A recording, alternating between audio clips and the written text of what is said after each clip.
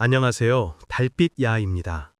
오늘은 한 특별한 이야기를 여러분께 들려드리려 합니다.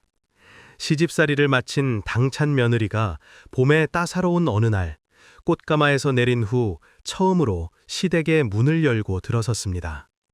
그녀는 한복 치마를 우아하게 여미고 고개를 숙이며 걸어가는 모습이 마치 만개한 꽃봉오리처럼 아름다웠습니다. 그러나 그녀의 얼굴에는 그리 밝은 기색이 없었습니다. 다른 집들에 비해 턱없이 부족한 혼수 때문에 마음이 무거웠던 것이었습니다. 시어머니가 안채에서 걸어 나와 혼수를 살펴보자 그녀의 얼굴은 점차 굳어졌습니다.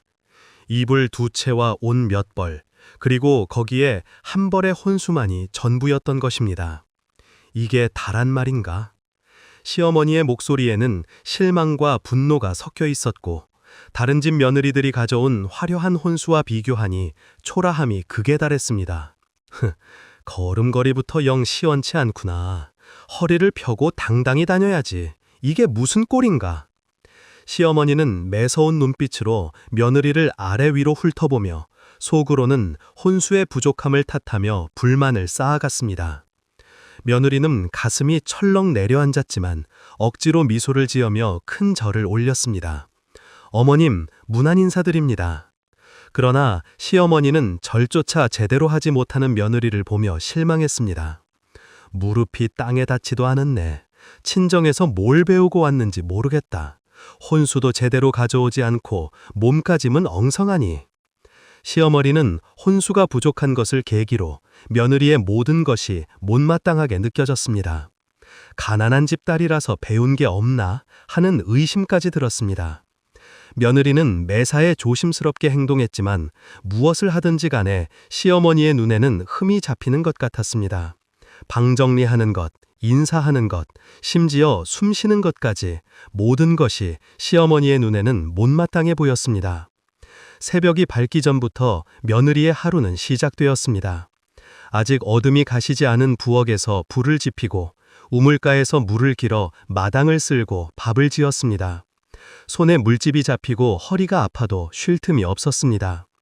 반물이 너무 많아서 질퍽질퍽하구나. 시어머니가 아침상을 바꾸며 얼굴을 찌푸렸습니다. 며느리가 정성스럽게 지은 밥이었지만 시어머니의 입맛에는 맞지 않았습니다. 쌀 씻는 법도 모르는구나. 몇 번을 씻어야 하는지 친정에서 안 가르쳐 주더냐. 점심시간이 되면 또 다른 트집이 기다리고 있었습니다. 김치가 너무 짜다. 손맛이 없어서 먹을 수가 없구나. 나물도 제대로 무치지 못하고 이런 솜씨로 어떻게 살림을 한다는 거냐? 며느리는 온종일 야단 맞고 구박받으며 지냈습니다. 마을의 다른 며느리들도 비슷한 처지였지만 유독 자신에게만 더 가혹한 것 같았습니다. 저녁이 되어 잠시 숨을 돌릴 수 있었지만 화가 치밀어 오른 밤 며느리는 혼자 뒷마당에 나와 앉았습니다. 어디선가 들려오는 풀벌레 소리가 그날따라 더욱 애처롭게 들렸습니다. 온갖 감정이 북받쳐 올라 눈물이 흘러내렸습니다. 어머니, 보고 싶어요. 친정의 따뜻한 밥상과 다정한 어머니의 목소리가 그리워요. 그러나 이미 시집에 몸을 담은 그녀는 돌아갈 곳이 없었습니다. 며느리는 눈물을 닦으며 고개를 들었습니다. 달빛이 은은하게 비치는 마당을 바라보며 마음을 다잡았습니다. 눈물로는 견딜 수 없지. 이렇게 주저앉을 수는 없어. 며느리의 눈빛이 결연해 보였습니다. 약한 며느리로만 살 수는 없었습니다. 지혜를 발휘해 이 어려운 상황을 헤쳐나가야 했습니다. 며칠 후 시어머니는 일부러 무거운 쌀가마를 가리키며 말했습니다. 저 쌀가마를 참고 부엌으로 옮겨라. 혼자서는 도저히 들 수 없을 만큼 무거운 짐이었습니다. 예전 같았으면 울며 겨자 먹기로 끙끙거리며 옮겼을 텐데 이제는 달라졌습니다. 네, 어머님. 며느리는 쌀가마에 손을 대며 아이고 허리야 하며 엉덩이를 지탱했습니다. 허리가 아파서 오래 못 가겠어요. 천천히 조금씩 옮기겠습니다. 그리고는 정말로 쌀을 한 줌씩 떠서 옮기기 시작했습니다. 너무 느려서 시어머니가 답답해했습니다. 이런 답답한 것이 이렇게 언제 다 옮기겠냐. 결국 시어머니가 직접 나서서 쌀가마를 옮겼습니다. 시어머니는 여전히 음식에 트집을 잡았습니다. 오늘 국은 너무 싱겁구나.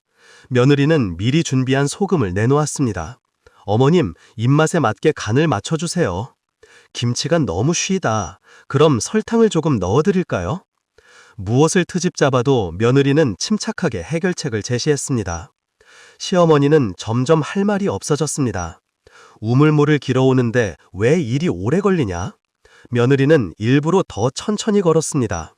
빨리 오려고 뛰었더니 물이 다 쏟아져서요. 한 방울도 흘리지 않으려면 천천히 와야 해요. 실제로 물동이는 가득 차 있었고 한 방울도 쏟아지지 않았습니다. 시어머니는 더 이상 할 말이 없었습니다. 마을 우물가에서는 여인들이 모여 이야기를 나누고 있었습니다. 최신의 며느리가 정말 신통하더라. 그렇게 구박이 심한데도 잘 견디고 있네. 저런 며느리 하나 있으면 집안이 편안하겠어. 마을 사람들의 소문은 시어머니의 귀에도 들어왔습니다. 처음에는 못마땅하게 여겼지만 시간이 지날수록 며느리를 다시 보게 되었습니다.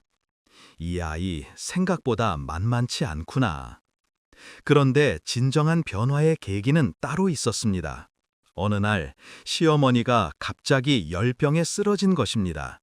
온몸에 열이 펄펄 끓고 정신이 혼미해졌습니다. 며느리는 밤새 시어머니를 간호했습니다. 차가운 물수건으로 열을 식혀주고 미음을 끓여 떠먹이며 한순간도 곁을 떠나지 않았습니다. 그녀는 시어머니 곁에서 정성스럽게 돌보았습니다. 물, 어머니, 여기 시원한 물 있어요. 그녀는 환자를 돌보는 법을 잘 알고 있었습니다. 친정에서 할머니를 간병했던 경험이 있었기 때문입니다. 약초를 다려 먹이고 몸을 깨끗이 닦아주며 이불을 갈아주는 등 정성을 다했습니다. 사흘 밤낮을 지새운 끝에 시어머니의 열이 내렸습니다. 정신을 차린 시어머니는 며느리의 초췌한 모습을 보았습니다. 눈은 빨갛게 충혈되어 있었고 손은 부풀어 있었습니다. 아가, 너 밤새 앉아 있었구나. 어머님께서 괜찮으신데 어떻게 잠을 자겠어요? 그 순간 시어머니의 마음이 완전히 바뀌었습니다. 혼수가 적다고 가난한 집 딸이라고 무시했던 자신이 부끄러워졌습니다. 정작 중요한 것은 물질이 아니라 마음이라는 것을 깨달았습니다. 내가 너무 모질게 했구나. 미안하다. 시어머니가 처음으로 사과의 말을 했습니다. 며느리의 눈에는 눈물이 고였습니다. 몇 달이 지나자 집안 분위기는 완전히 달라졌습니다. 시어머니는 더 이상 사사건건 트집을 잡지 않았고 오히려 며느리의 지혜를 인정하게 되었습니다.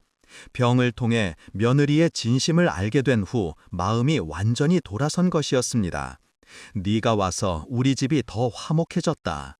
처음에는 혼수가 적다고 너를 무시했는데 정작 중요한 건 마음이더구나. 내 정성과 지혜에 내가 오히려 더 배울 게 많다. 가르쳐 주셔서 감사합니다. 아니다.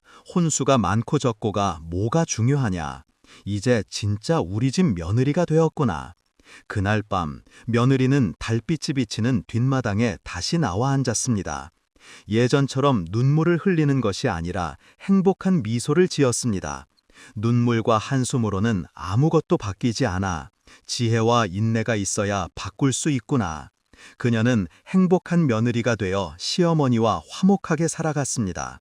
참고 견디는 것이 아니라 슬기롭게 시어머니의 마음을 얻은 것이었습니다. 두 남자가 지친 몸을 이끌고 길을 가고 있었습니다. 붉은 노을이 서쪽 하늘에 드리워져 있었지만 여전히 방향을 잡기 힘든 산중이었습니다. 이제 더 이상 걸을 수가 없어. 잠시 쉬었다가 총각 차림의 남자가 길바닥에 털썩 주저앉아 버렸습니다. 힘내셔야 합니다. 날도 저물고 산적들에게 무슨 일을 당할지 모릅니다. 길을 내려가야 합니다. 앞서 걸어가던 나이 든 남자가 돌아와 젊은이의 다리를 주물러 주며 다독였습니다. 걸음을 뗄 수가 없어. 젊은이는 말할 힘도 없는지 작은 소리로 속삭였습니다. 사실 그들은 남자가 아닌 여인들이었습니다. 아시와 늙은 유모였습니다. 무슨 사연이 있길래 남장을 하고 속리산 자락에 접어든 것일까요? 그렇게 두 사람이 지친 몸을 쉬고 있을 때 저 멀리에서 젊은 나무꾼이 나뭇가지를 들고 오는 모습이 보였습니다. 이 깊은 산 속에 사는 나무꾼치고는 준수하고 뭔가 깊은 내면이 있어 보였습니다. 이보시오, 총각, 주막까지 얼마나 더 가야 합니까? 나이든 남자가 말을 걸었습니다. 주막까지 내려가려면 아직도 한참 더 가야 합니다. 많이 지치신 것 같은데 밤길에 쉽지 않아 보입니다. 그럼 근처에 하룻밤 쉴 만한 마을이라도 있겠습니까? 총각은 그 말에 한참 동안 생각하더니 대답했습니다. 이 근처에는 인가가 드물어 묵을 곳을 찾기는 어렵습니다. 괜찮으시다면 누추하지만 제가 사는 곳에서 하루 쉬었다 가시죠. 그렇게 해준다면 정말 고맙겠네. 그럼 저를 따라오시죠. 두 남자는 젊은 나무꾼을 따라 산길을 내려갔습니다. 나무꾼이 사는 곳은 깊은 산골짜기에 바위 틈을 이용해 만든 토굴집이었습니다. 젊은 총각이 무슨 이유로 이런 외진 곳에 살고 있는지 나이든 남자는 궁금했지만 그에 대해 더 이상 생각하지 않기로 했습니다. 안으로 들어가 보니 겉모습과는 달리 제법 깨끗하게 꾸며져 있었고 학식을 쌓을 만큼의 책들이 가지런히 놓여 있었습니다. 잠시 쉬고 계세요. 시장하실 텐데 드실 만한 것을 마련해 보겠습니다. 한참 후 총각은 밥상을 들고 들어왔습니다. 잔은 별것 앞섰지만 그릇에 수북이 눌러 담은 밥을 가져온 것을 보니 총각의 인심을 알 수 있었습니다. 얼마나 시장했는지 두 남자는 개눈 감추듯 저녁을 먹고 집 한모풍이에서 잠이 들었습니다. 다음 날 아침 일어나 보니 젊은 남자의 발목이 좋지 않았습니다. 전날 산길을 내려오다 발목을 접질렸는데 다음 날 아침이 되자 퉁퉁 부풀어 오른 것이었습니다. 나이든 남자는 생각 끝에 나무꾼 앞에 폐물을 꺼내 놓았습니다. 이보시오. 일행이 발목을 다쳐 거동이 힘들어 그러니 나을 때까지만 이곳에 있게 해주시오. 그리고 이거라도 팔아서 양식에 보태 쓰도록 하시게. 나무꾼은 그 물건을 보고 깜짝 놀랐습니다. 이건 아무데도 팔 수 없는 물건입니다. 팔았다가는 오히려 화를 당할 수도 있지요. 먹을 양식은 넉넉히 있으니 염려하지 마시고 머무십시오. 정말 고맙소. 이 은혜 꼭 갚겠소. 그날부터 두 사람은 마음 편히 나무꾼의 토굴에 머물렀습니다. 하지만 그 예쁘장한 젊은 남자는 나무꾼 앞에서 한마디도 하지 않았습니다. 말을 못하는 건지 수줍어하는 건지 알 수가 없었습니다. 이상하네. 저 야리야리한 모습을 보면 분명 여자인데. 나무꾼은 아무래도 젊은 남자가 마음에 들어왔습니다. 그 사람을 스치거나 슬쩍 쳐다보면 묘한 감정이 올라왔습니다. 아, 이러면 안 되는데 저 사람은 남자 아닌가? 그러나 시간이 지날수록 그 사람에게 시선이 꽂히기 시작했고 묘한 여인의 향기를 느끼기 시작했습니다. 아, 이상해. 분명히 여자 같은데 왜 남장을 하고 여기까지 왔을까? 나무꾼은 그런 생각이 점점 확고해지자 그 여인에 대한 연정으로 가슴이 뜨거워지기 시작했습니다. 그러나 그들이 진실을 이야기해 줄 때까지 기다리기로 했습니다. 하루는 나무꾼이 나무를 하러 가는 사이 유모가 골짜기에서 내려오는 맑은 물에 옷가지를 빨고 있었습니다. 유모, 이렇게 걱정 없이 이런 곳에서 살았으면 좋겠어요. 그래요. 한양의 일은 다 잊으시고 편안히 지내십시오. 그때 나무꾼이 두 사람의 대화를 듣고 입가에 미소를 지었습니다. 그래, 짐작한 대로야. 꺼내놓은 물건으로 보나 행동으로 보나 대갓집 아씨가 복정을 피해 내려온 모양이군. 그렇게 생각이 확고해지자 나무꾼은 그들 앞에 나섰습니다. 우연히 두 분 말씀을 들었소. 실은 나도 집안이 멸문지화를 당해서 신분을 숨기고 이렇게 지내고 있어이다. 두 분이 여인들이라고 추측했습니다.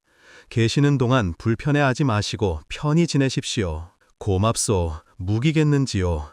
화를 피해 남장을 하고 여기까지 숨어 다니는 중입니다. 부디 도와주십시오. 괜찮습니다. 아무 걱정하지 마시고 편히 계십시오. 그 후 그들은 남장을 벗고 편한 옷으로 갈아입었습니다.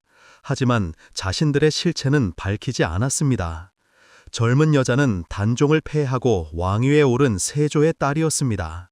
세조의 악행에 대해 직언을 아끼지 않자 세조는 딸에게 사약을 내리려고 했습니다. 그걸 피해 유모와 함께 남장을 하고 보은 송이산까지 숨어든 것이었습니다. 서로의 처지를 알게 되자 두 여인은 그곳에 자리를 잡았습니다. 어느덧 1년이 지났습니다. 그들은 나무로 수확물을 구워내다 팔았습니다. 그리고 공주는 총각과 정이 쌓여 마침내 부부의 연을 맺게 되었습니다. 이제 부부의 연을 맺었으니 숨길 게 뭐가 있겠소? 어느 덕임인지 알려주시오. 그러자 유모가 대신 신부가 세조의 딸이라는 사실과 직언을 하다가 차명을 당하게 되어 여기까지 오게 된 사실을 들려주었습니다. 나무꾼은 그 얘기를 듣고 깜짝 놀라 공주에게 예를 표하더니 만감이 교차하는 듯한 이야기를 했습니다. 전 세조에 의해 죽임을 당한 김종서 대감의 둘째 손자입니다. 저만 살아남아 여기로 숨어들어와 살고 있습니다. 그 말을 들은 공주는 아버지인 세조와 원수가 된 신랑과의 만남이 운명의 장난인지 궁금해졌습니다. 공주께서도 도주하여 이곳에 이르렀고 저도 이곳에서 목숨을 부지했으니 하늘이 맺어준 인연인가 봅니다.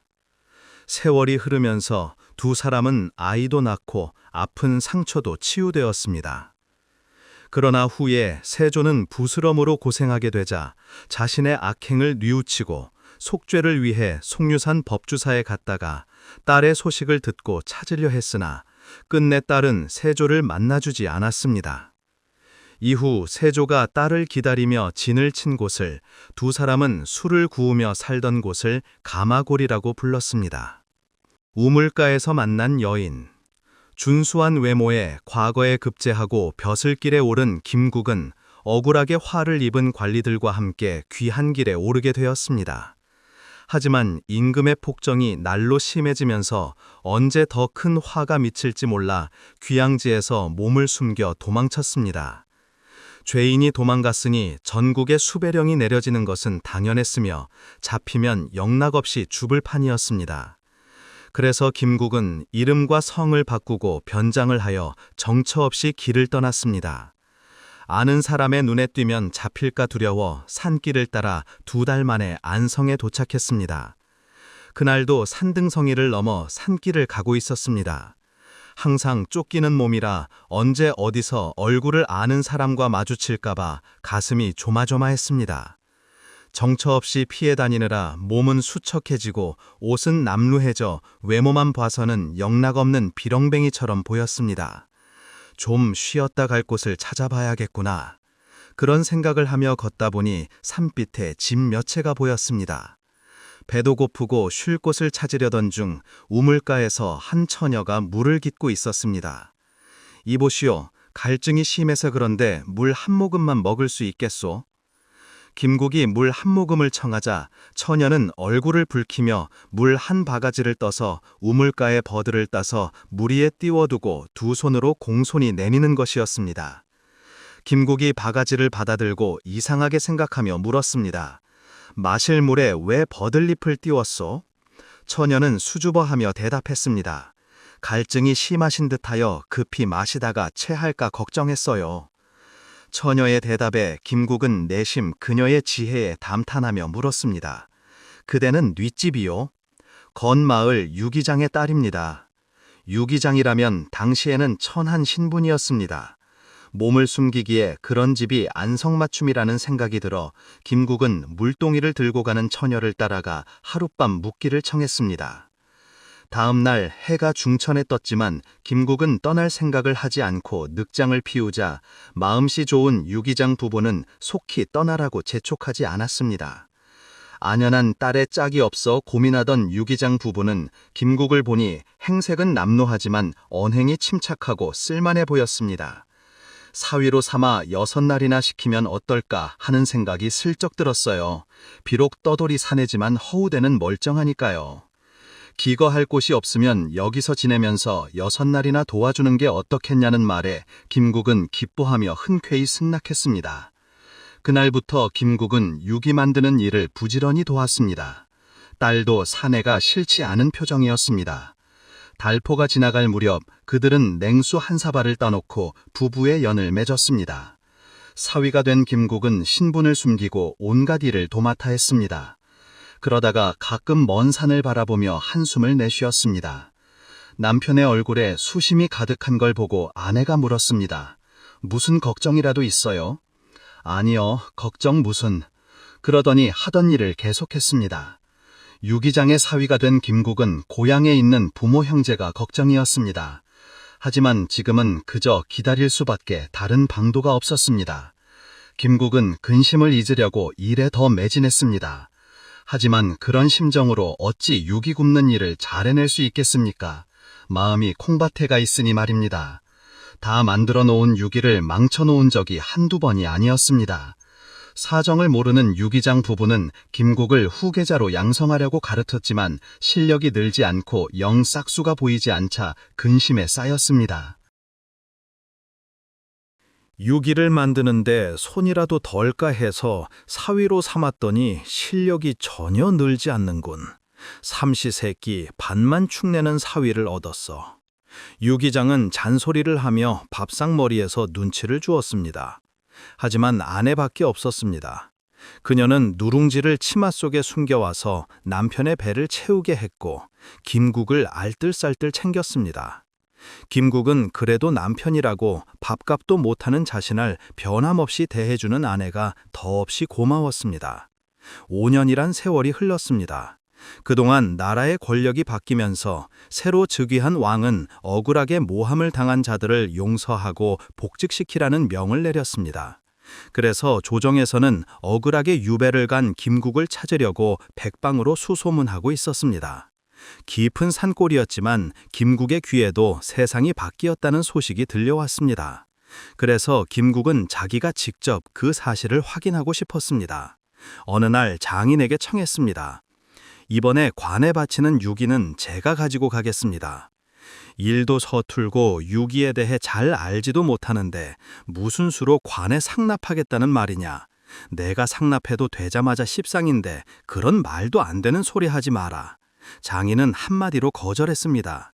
그러나 남편 때문에 부모에게 면목이 없던 아내가 남편이 자청에 관에 가겠다고 나서자 이번 한 번만 저희를 보내보시죠 하고 말했습니다. 장모까지 나서서 거들자 장인은 마지못해 허락했습니다. 김국은 등에 유기를 짊어지고 길을 떠났습니다. 김국이 동원으로 들어가며 관에 유기상 나왔습니다 하고 떠들어댔습니다. 그러자 일찍이 김국과 일면식이 있던 분관사도가 알아보고는 대청에서 내려와 반갑게 손을 잡았습니다. 어디 계시다가 이렇게 오십니까? 조중에서 찾고 계십니다. 그러면서 음식을 차려오고 의관을 주며 갈아입기를 정했습니다.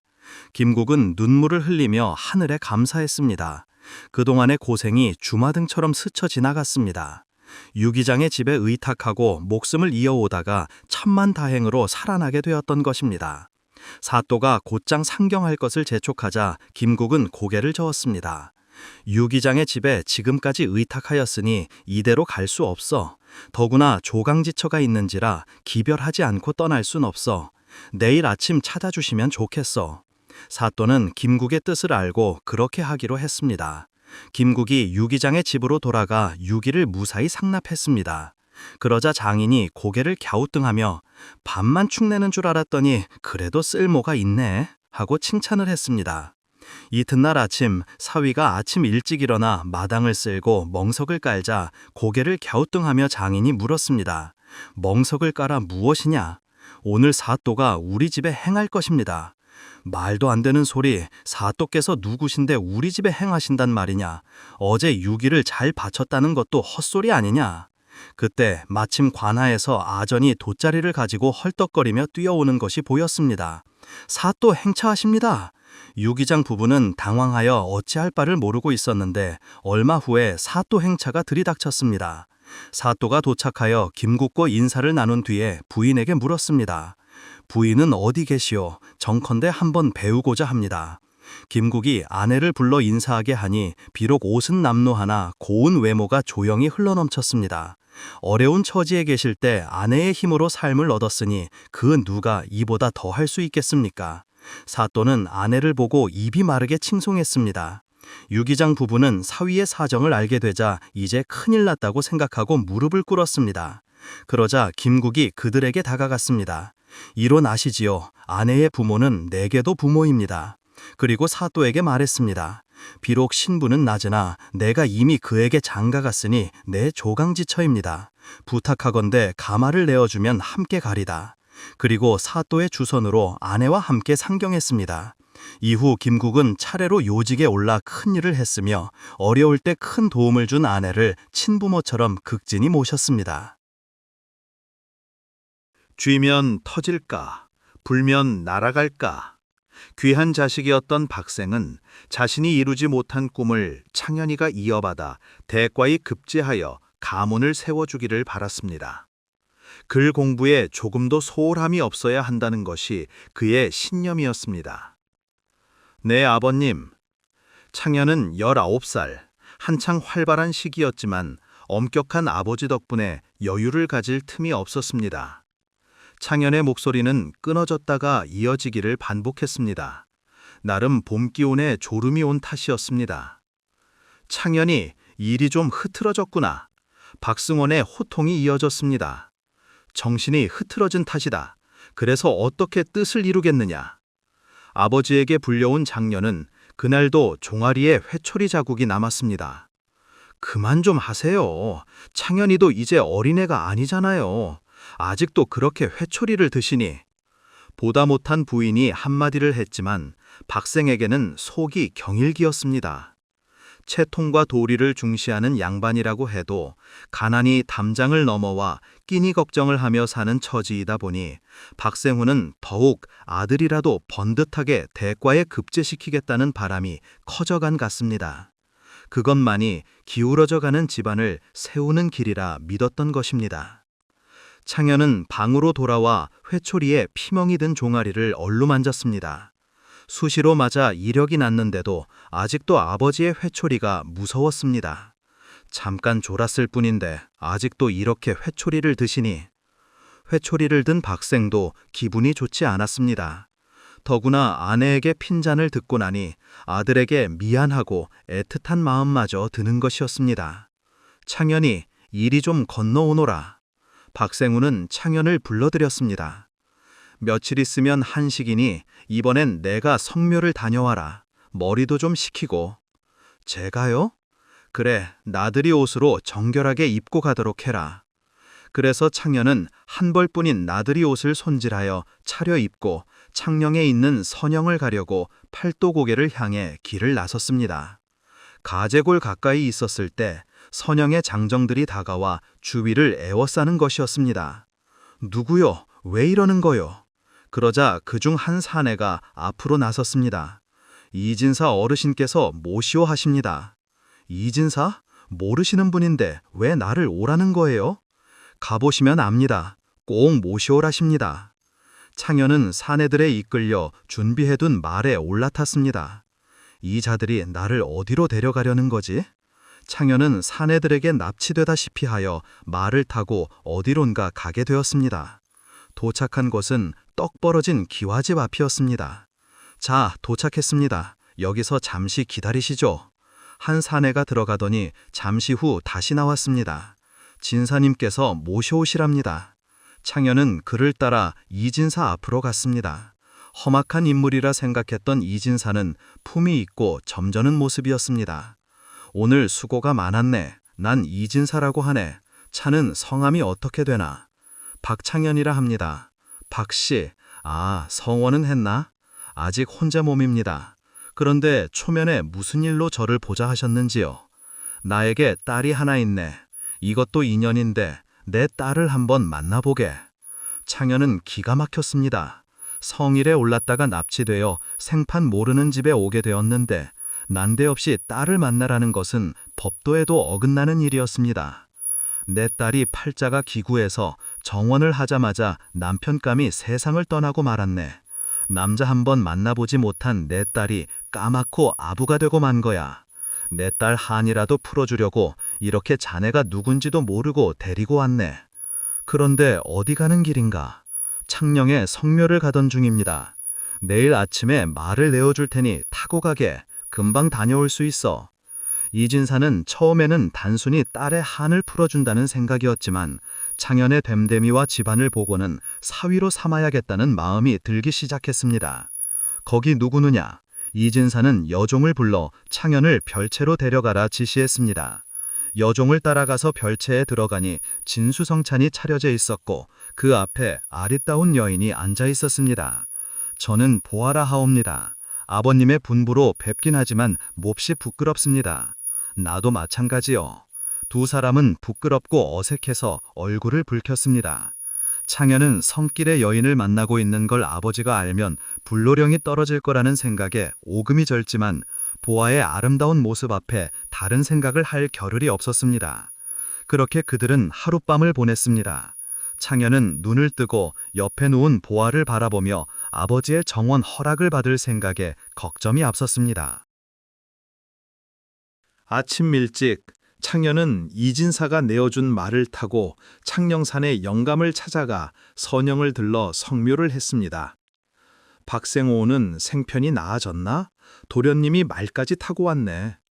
산지기 영감은 신수가 허원해진 창현을 보며 생각했습니다. 창현은 다시 이진사 집으로 돌아왔습니다. 집으로 돌아가 정원 허락을 받아오겠습니다. 내 딸의 허물에도 정원하겠다니 기쁘기 그지없지만 부친께서 허락하실지 걱정이네. 잘 말씀드려서 허락을 받아오도록 하겠습니다. 창현은 보아에게도 작별을 하고 집으로 돌아갔습니다. 그리고 성묘를 다녀온 일을 박생에게 솔직하게 말하고 이진사의 딸 보아와 정원하겠다는 뜻을 밝혔습니다. 성묘를 보냈더니 연해지를 하고 그것도 과부와 정원을 하겠단 말이냐? 보긴 했지만 정원만 했을 뿐 상대를 본 적도 없습니다. 그래도 정원은 정원, 과부는 과부다. 절대로 안 된다. 예상했지만 박생의 강경한 태도에 부딪혀 창현은 좌절했습니다. 한편 기다려도 창현에게 소식이 없자 이진사는 찾아가 볼까 생각했지만 우선 인사라도 하는 게 좋겠다고 생각하고 하인편에 돈과 예물을 실어 박생의 집으로 보냈습니다. 이게 무엇이냐? 이진사 어른이 보내시는 것이옵니다. 이진사, 생면부지인 무리가 이런 물건을 받을 수 없으니 도로 가져가거라. 전신부름만 왔을 뿐입니다. 돌아가 보겠습니다. 하인은 물건만 내려놓고는 불이 났게 돌아갔습니다. 내려놓은 물건을 보니 천냥이나 되는 돈과 비단, 보석 등 각종 예의의 물건이었습니다. 그 돈이면 궁색한 집안 살림에 숨통이 트이는 것은 물론이고 그동안 못 먹어서 광대뼈만 불쑥 나온 얼굴에 기름기가 돌 것입니다. 물건 사이에 서신이 눈에 띄었습니다. 박생원이 집어들어 열어보니 딸아이와 정원을 허락해 주십사 하며 한번 찾아오겠다는 내용이 담겨 있었습니다. 법도도 없이 성묘하는 아이를 납치해서 생과부 따위를 떠맡기려 하더니 돈이면 다냐? 당장 돌려보내버려. 박생은 얼굴이 벌개질 정도로 화를 냈습니다. 하지만 이진사에게서 온 돈과 예물은 돌아갈 줄 모르고 한쪽 구석에 그대로 놓여 있었습니다. 그 돈이면 당장 어려움을 면할 수 있는 큰 돈이었기에 박생의 고민도 커지는 듯 보였습니다. 박생의 생일이 다가왔습니다. 창현은 마침내 이진사가 보내온 돈에 손을 대고 말았습니다. 한 푼도 건드리지 말라는 박생원의 엄명이 있었지만 아버지에게 맛있는 음식이라도 대접하고 싶은 마음에 그렇게 했던 것입니다. 그런데 생일상을 받아둔 아버지는 어디서 돈이 났느냐는 말 한마디 없이 차린 음식을 맛있게 먹고 있었습니다. 한편 박세곤 집에서 아무 답변이 없자 이진사는 박세곤을 직접 만나야겠다는 생각을 했습니다. 때마침 아침부터 소낙비가 거세게 내리자 이진사는 하인을 불러 음식을 준비해서 나갈 채비를 하라고 일렀습니다. 아니, 좋은 날 다 놔두고 하필 궂은 날씨에 어디를 가시려고 하십니까? 갈 데가 있어서 그러니 가져갈 음식이나 신경 써주시구랴. 그 길로 이진사는 박생원의 집을 찾아가 대문을 두드렸습니다. 지인을 찾아가던 길에 소낙비를 만나 오고 가도 못하게 되어 그러니 잠시 비라도 피할 수 있겠는지요. 이런 날씨에 어쩌시다가 들어오시죠. 그래서 이진사는 박생과 마주 앉았습니다. 상세야, 싸움 거 이리 가져오라. 지인분과 드시려던 것인데 아닙니다. 이제 만나긴 틀렸습니다. 그 덕분에 이렇게 어르신과 만나지 않았습니까? 박생훈과 이진사는 허물없는 친구처럼 술잔을 주고받았습니다. 한창 술기운이 돌고 분위기가 무르익자 이진사가 말을 꺼냈습니다. 사실 저는 박생어른을 찾아온 겁니다. 창현이와 정원 얘기가 있는 보화가 바로 제 여식입니다. 그 순간 박스문의 얼굴이 굳어버렸습니다. 이진사의 말이 이어졌습니다.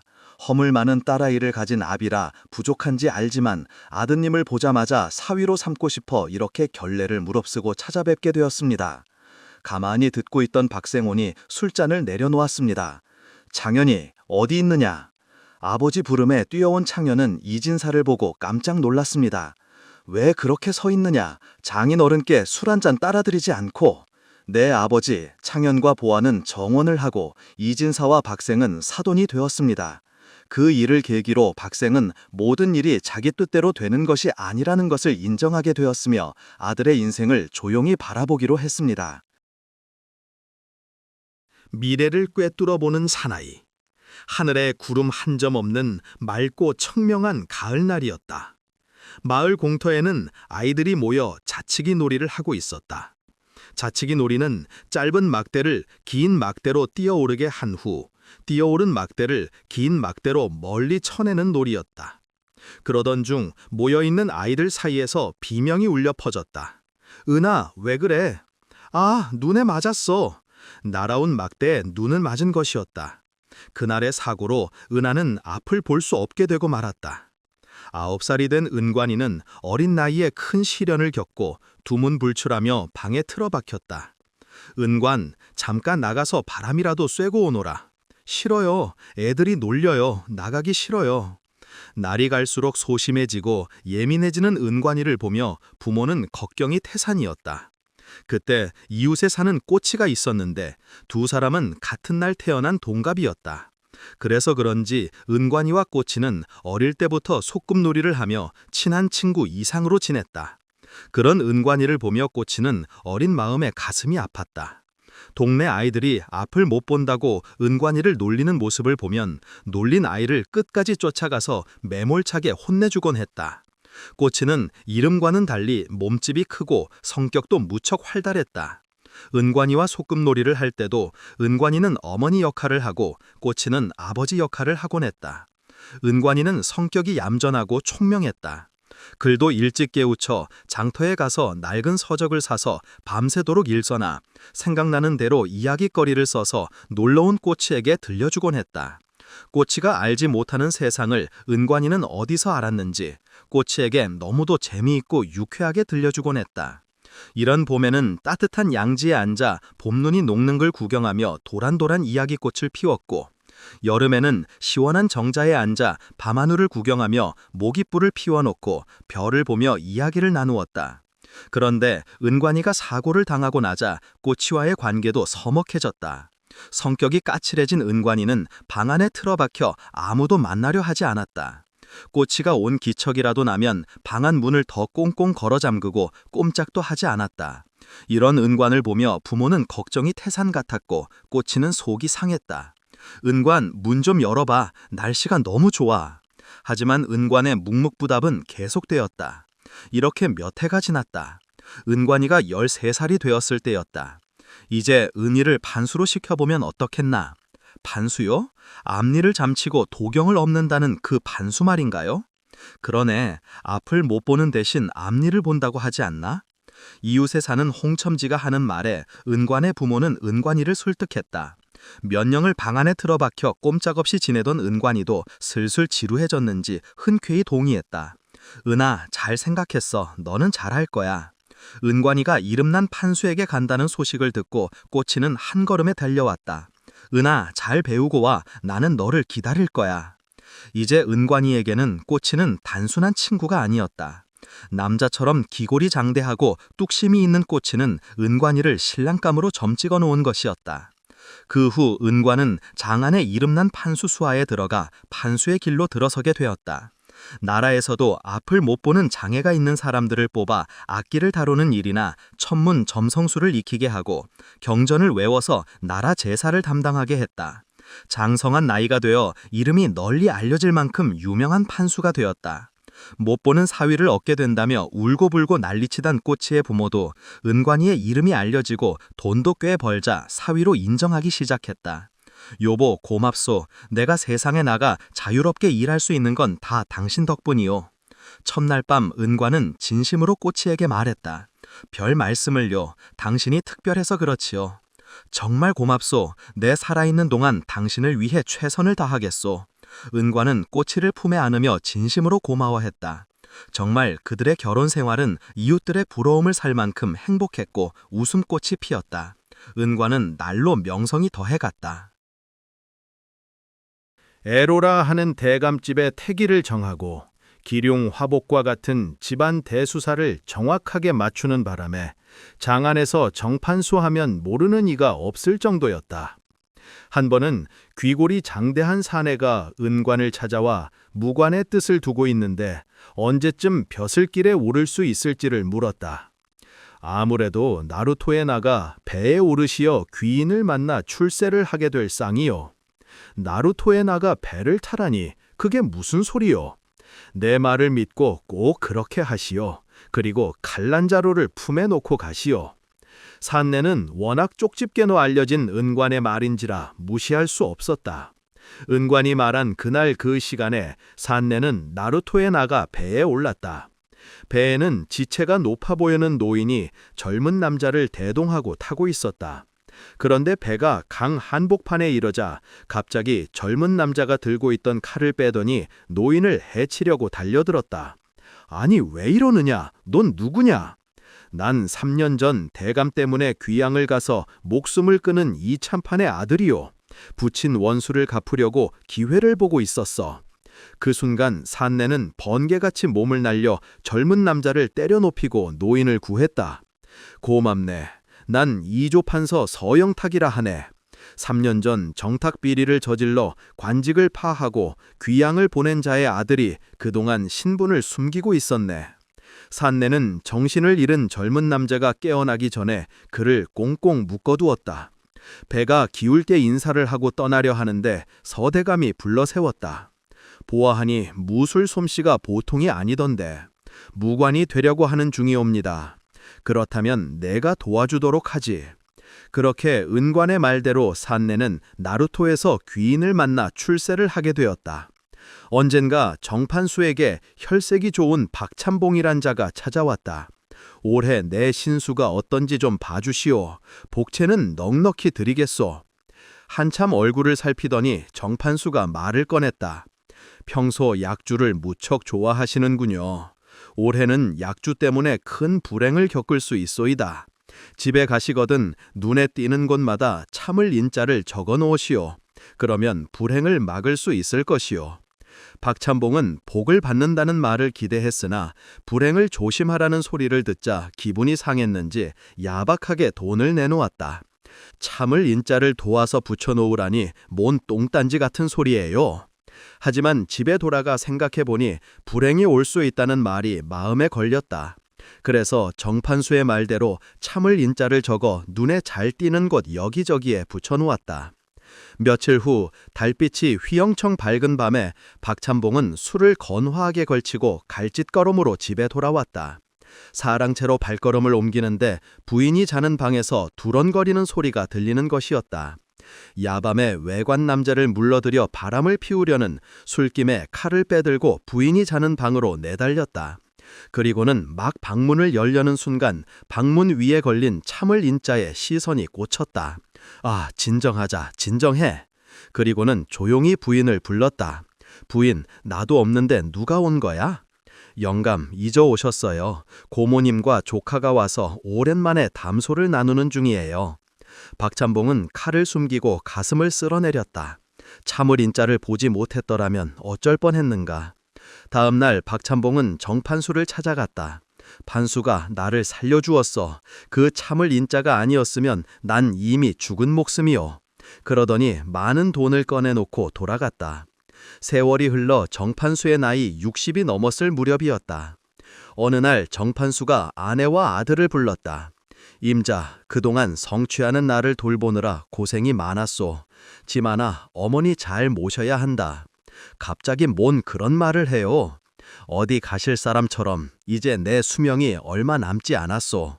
그리고 지하나 이거 받아라. 아비가 미리 마련해둔 밀자이다. 주름진 얼굴에 슬픔이 가득한 꽃부인의 얼굴에는 말할 수 없는 이별의 아픔이 가득했다. 처음에는 눈이 보이지 않는 사람과 홀리를 한다고 놀리던 사람들의 눈초리로 인해 가슴이 아팠으나 가정을 잘 꾸리고 자식들을 잘 키워 모범적인 가정을 꾸미자 모든 이에게 본이 되었고 동네에서도 칭찬이 자아했다. 그로부터 얼마 후 자신의 말대로 정판수는 세상을 떠났다. 그리고 생전에 미리 봤던 자리에 잠이 들었다. 대릴사위에 숨겨진 비밀. 소탈하고 인품이 훌륭해 만인의 존경을 받는 이대감에게는 김진혁이라는 대릴사위가 있었다. 이대감과 동문수학 친구의 아들로 알려져 있는데 그는 훈훈한 성격 덕분에 처가에 그대로 눌러앉아 대릴사위가 되고 만 것이다. 김서방, 뭐라고 해라. 퇴골한 이대감이 사위를 찾았다. 그러자 우라의 사위는 나누고 딸이 달려왔다. 아버님, 무슨 일이신지요? 오라는 김서방은 안 오고 왜 내가 온 거냐? 그게 저 아직 귀가하지 않은 모양이구나. 알았다. 이대감은 안쓰러운 표정을 짓고는 들어가 버렸다. 처가살이를 시작한 지 15년째였지만 진혁은 특별히 하는 일 없이 지냈다. 과거를 준비하는 것도 아니요. 그렇다고 처자식을 먹여 살릴 일을 하는 것도 아니었다. 당인인 이대감의 그늘 밑에서 먹고 살 걱정은 없으니 매일 마실이 나다니고 빈둥거리는 게 그의 일과였다. 서방인지 건달인지 지금 어디 있냐? 장모는 사위가 빈둥빈둥 노는 꼴이 영 마음에 들지 않아 애꿎은 딸만 들복 같다. 식솔들도 존재감 없는 사위를 박대하며 존대하는 죄가 없었다. 저기요, 마님이 찾는데요. 명절이라서 친척이 모일 때면 진혁은 언제나 뒷전에 앉아 따돌림을 당하기 일쑤였다. 이대감도 사위 진혁의 신세가 심히 안타까워 자리를 내줬지만 다들 사위에게 상처를 주는 걸 보고는 그냥 두는 편이 낫다고 생각했다. 특히 장모의 날이 갈수록 더해 망갔다. 내 집 곡식만 허위하면 평생을 저렇게 보내는구나. 이거 김서방 먹으라고 해라. 장모가 챙겨준 음식은 먹다 보면 찬밥 덩어리였다. 제가 다시 가져다 드릴게요. 아니요, 장모님이 특별히 챙겨주신 건데 맛있게 먹어야겠어. 그 모습을 보고 딸은 속이 상해 눈물을 흘리곤 했다. 그런데 언제부턴가 진혁이 늦게 귀가하는 날이 많아졌다. 이대감 집이 있는 북천 언덕에 올라 하염없이 궁궐을 바라보다 들어오곤 하는 것이었다. 여보, 어디 다녀오세요? 응, 바람 좀 쐬고 오라고. 그리고는 무슨 생각을 하는지 한참 동안 잠을 이루지 못하는 것이었다. 무슨 일이 있어요? 생각할 게 좀 있어서 먼저 자요. 그러던 어느 날이었다. 밖에 나갔던 진혁이 다급하게 달려들어왔다. 모두 피하세요. 큰 일이 생겼어요. 그리고는 장모와 아내 그리고 식솔들을 모두 모이게 했다. 장인어른은 오늘 돌아오시지 못할 것 같습니다. 나라에 반정이 일어난 모양입니다. 화가 미칠지 모르니 모두 잠시 피하도록 갑시다. 그동안 존재감 없이 지내던 대릴사위 진혁이 아니었다. 목소리에 힘이 있고 기백이 넘치는 진혁의 말에 아무도 반박하지 못했다. 진혁이 앞장서 간 곳은 외딴 곳에 있는 오두막이었다. 여기 잠시 몸을 숨기도록 하시오. 김서방, 무슨 일인가? 장모는 어리둥절한 표정으로 가슴을 쓸어내렸다.